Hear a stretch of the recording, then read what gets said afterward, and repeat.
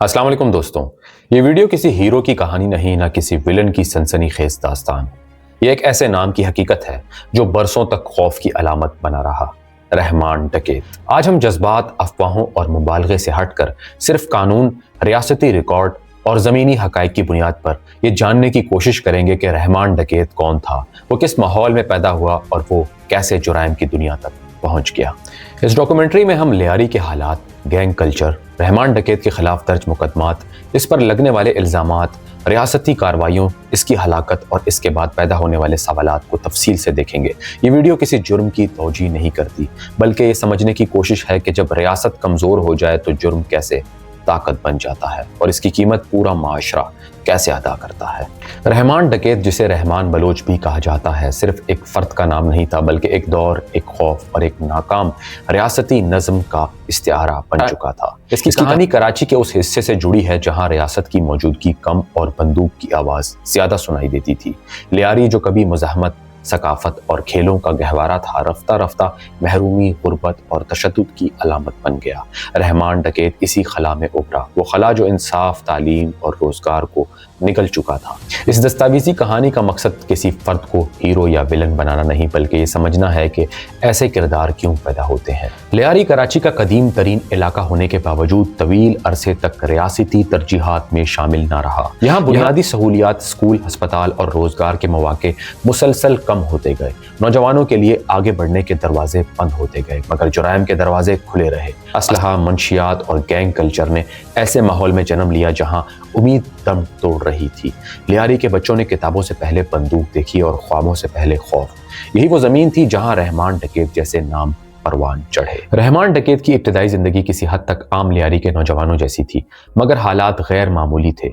घरों में गुर्बत, गलियों में असलहा और माशरे में ताकत की जुबान, ये सब मिलकर एक जहन तैयार करते हैं। इब्तिदा में ये सफ़र छोटे जुराइम, ज़ाती झगड़ों और ताकत के मुजाहरे से शुरू हुआ, मगर जल्द ही ये रास्ता पीछे मुड़ने के काबिल न रहा।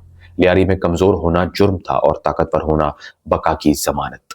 रहमान ने इसी असूल को अपनाया और आहिस्ता आहिस्ता एक आम नौजवान से एक खौफनाक शनाख्त में बदलता गया। वक्त के साथ लियारी गैंग कल्चर ने मुनज़्ज़म शक्ल इख्तियार कर ली।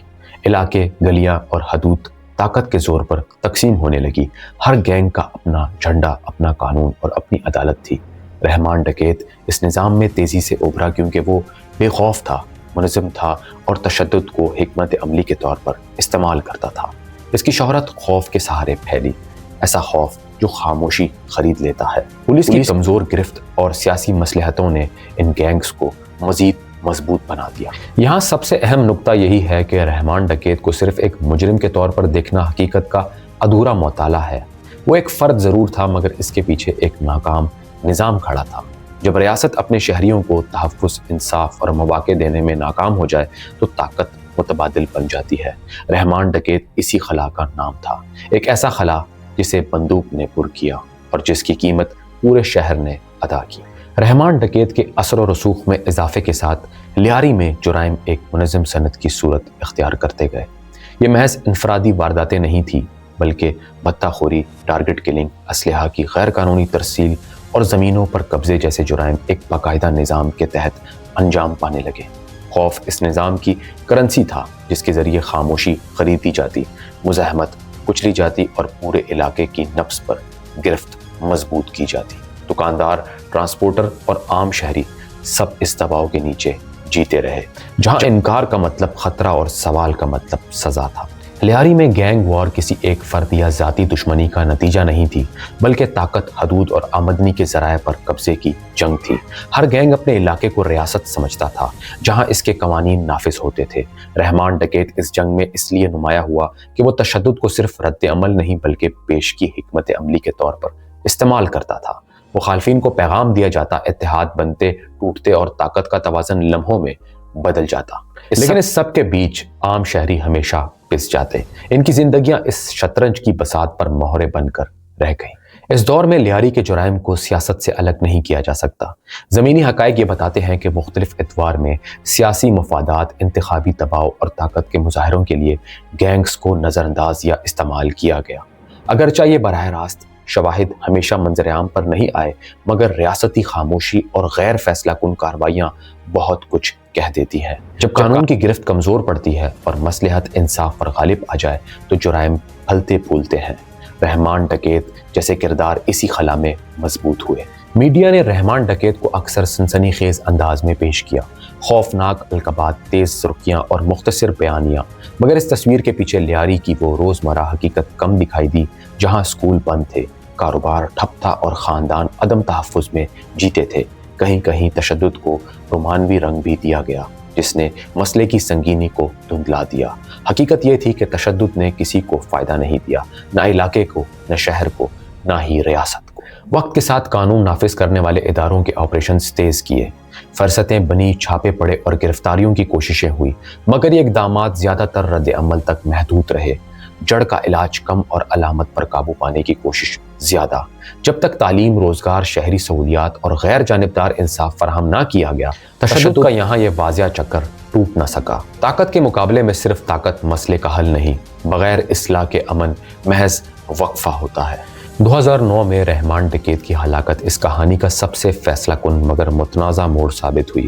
سرکاری موقف کے مطابق وہ ایک پولیس مقابلے میں مارا گیا اور اسے ریاست کی بڑی کامیابی قرار دیا گیا۔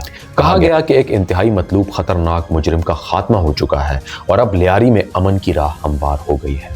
مگر پاکستان کے شہری اس طرح کے اعلانات پہلے بھی سن چکے تھے، جہاں ایک فرد کے خاتمے کو مسئلے کا حل سمجھ لیا جاتا ہے۔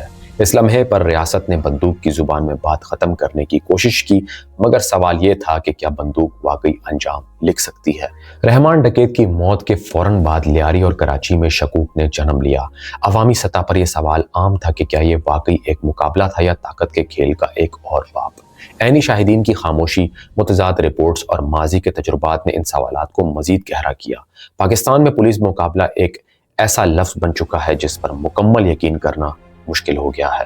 یہ شکوک کسی ایک واقعے تک محدود نہیں بلکہ نظام انصاف پر عوامی اعتماد کے زوال کی علامت تھے، جہاں سچ اکثر طاقت کے شور میں دب جاتا ہے۔ رحمان ڈکیت کی ہلاکت کے بعد یہ امید باندھی گئی کہ لیاری میں تشدد کا باب بند ہو جائے گا، مگر حقیقت اس کے برعکس نکلی۔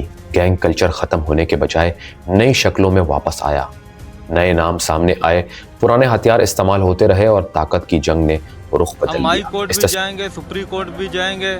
ہم زرداری صاحب سے بھی اپیل کرتے ہیں کہ اس کیس کے متعلق غور کرے اور چودھری اسلم کے خلاف ایکشن لے۔ اس تسلسل نے یہ ثابت کر دیا کہ مسئلہ کسی ایک شخص کا نہیں تھا، جب بنیادی حالات وہی رہے، غربت، محرومی، بے روزگاری اور عدم انصاف، تو خلا فوراً نئے کردار پیدا کر لیتا ہے۔ رحمان ڈکیت کی کہانی ریاست کے لیے ایک تلخ سبق ہے۔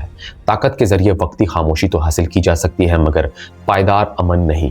انصاف کی عدم فراہمی، سیاسی مداخلت اور شہری ترقی سے غفلت نے لیاری جیسے علاقے کو بار بار تشدد کی طرف دھکیلا۔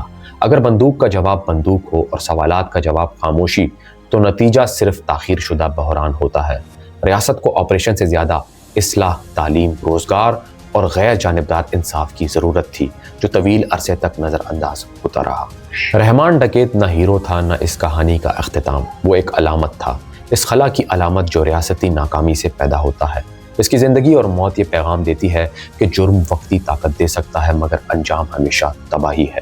لیاری نے اس کی قیمت ادا کی، کراچی نے اس کی قیمت ادا کی، اور معاشرہ آج بھی وہی سوال پوچھ رہا ہے: کیا ہم مسائل کو جڑ سے حل کرنے کے لیے تیار ہیں؟ اس کہانی کا مقصد یہی ہے کہ فرد پر نہیں، نظام پر نظر ڈالی جائے، کیونکہ جب نظام ٹھیک ہو تو رحمان ڈکیت پیدا نہیں ہوتے۔